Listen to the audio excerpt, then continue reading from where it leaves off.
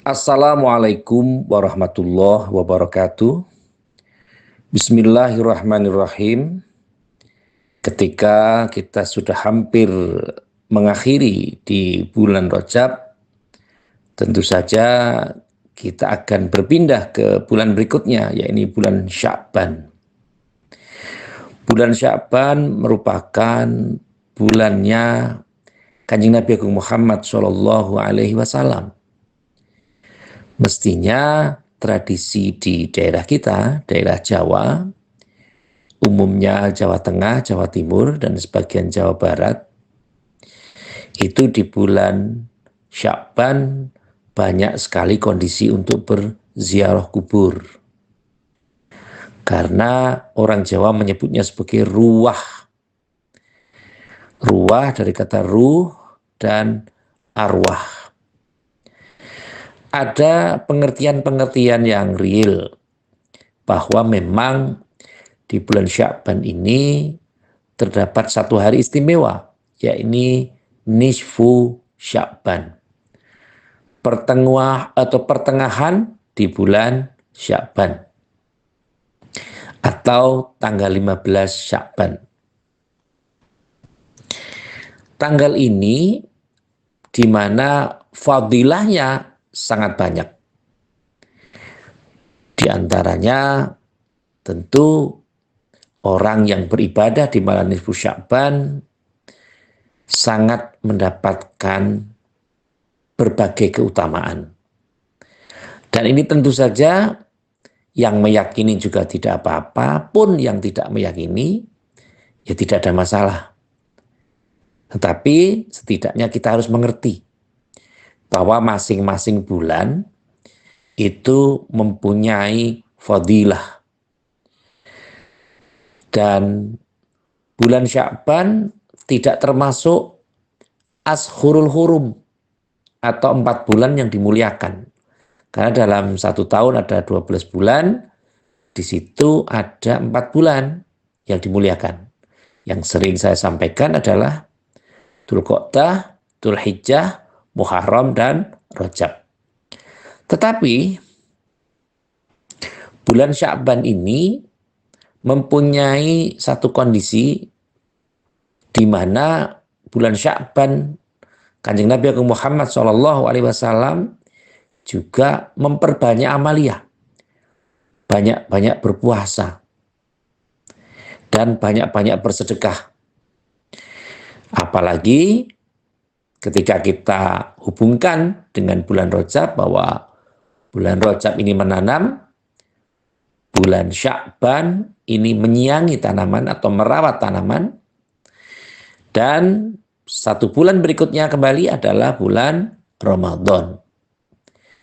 Sehingga tentu saja anak-anak kita di bulan Sya'ban atau dzurriyyah kita atau saudara-saudara kita, keluarga kita, perlu ditunjukkan pada tradisi yang dulu sebenarnya sering ada tradisi namanya nyadran atau srodo. Bagaimana seorang yang hidup berziarah kepada leluhurnya yang sudah meninggal. Ini tentu menjadi perhatian bahwa ziarah kubur sangat dianjurkan oleh Kanjeng Nabi Agung Muhammad SAW. Kuntu nahaitukum an ziyaratil kubur fazuruha. Dulu Kanjeng Nabi melarang umatnya untuk berziarah kubur. Karena apa? Karena di dalam ziarah itu mereka justru meminta kepada yang dimakamkan. Untuk ini justru tidak mendoakan, tapi meminta. Setelah adanya syariat Islam masuk, maka tentu di dalam ziarah kubur ini isinya menjadi doa. Orang Jawa, khususnya Jawa Tengah yang saya ketahui, tidak hanya sekedar mendoakan, tetapi juga membuat satu kondisi, satu tradisi yang namanya kenduren. Kenduri. Membuat pertemuan yang di situ berisi jamaah, banyak orang yang mendoakan seluruh leluhurnya, maka itulah pentingnya kita mencatat keturunan atau garis keturunan dari anak, putu, buyut, kemudian canggah, wareng, dan seterusnya. Sampai dengan yang terakhir, rah tumerah. Ini tentu saja menjadi satu kondisi yang tentu saja mbah-mbah kita dulu mungkin jarang mengkondisikan untuk mencatat nasab. Nah, sekarang ini lebih dikondisikan pada namanya nasab. Nasab ini adalah garis keturunan. Misalnya orang Yogyakarta di daerah tinggalnya daerah keraton, kemudian orangnya ada yang mengaku saya ini turunan dari Hamengkubuwono IX atau Hamengkubuwono ke-8. Kalau mereka tinggal di Jogja dengan kondisi dekat dengan keraton, kemudian mengaku menjadi keturunan dari Hamengkubuwono ke-8 atau Hamengkubuwono ke-9. Kalau misalnya kita yang diberikan pengetahuan untuk itu, maka sekiranya barangkali kita sulit untuk tidak percaya. Karena apa? Jelas mereka tinggal di Yogyakarta, mereka tinggal dekat keraton, mereka punya kekancingan, dan kondisi kehidupannya bisa dicek lahir tahun berapa, kemudian ada silsilahnya. Tetapi bagaimana ketika orang NTT sementara dia tidak bisa berbahasa Jawa, kemudian langsung mengaku bahwa saya adalah keturunan dari Hamengkubuwono ke-8. Padahal dia bahasa Jawa saja tidak bisa. Karena dia pengen menggunakan nama-nama besar, sehingga dia merasa, oh ini berarti saya bisa. Biar dianggap sebagai keturunan dari Hamengkubuwono. Maka tentu saja orang-orang yang di luar Jogja akan sulit untuk mempercayai bahwa orang NTT atau orang Papua atau orang Flores atau orang di luar Jawa bahkan atau di luar Indonesia itu akan sulit untuk mengatakan mempercayai kondisi. Karena dari warna kulit, kemudian dari keturunannya pun mereka sulit untuk membuktikan. Inilah kiranya orang Jawa atau bahkan Kanjeng Nabi Agung Muhammad SAW itu mengkondisikan untuk ziarah. Supaya apa? Supaya kita mengerti keturunan si A.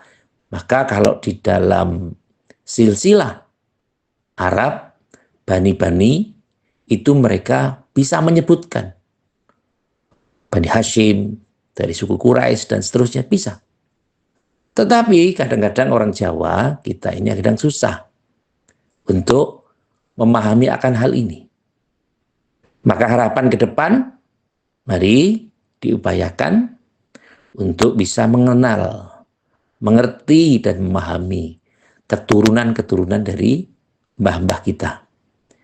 Oh, kita mempunyai sangkutan, mumpung belum terlambat, mumpung belum kita kehilangan obor, kehilangan waktu untuk bisa memahaminya. Mumpung masih ada narasumber yang bisa ditanya, mari kita ikhtiarkan. Supaya apa? Supaya tidak salah dalam menentukan kondisi.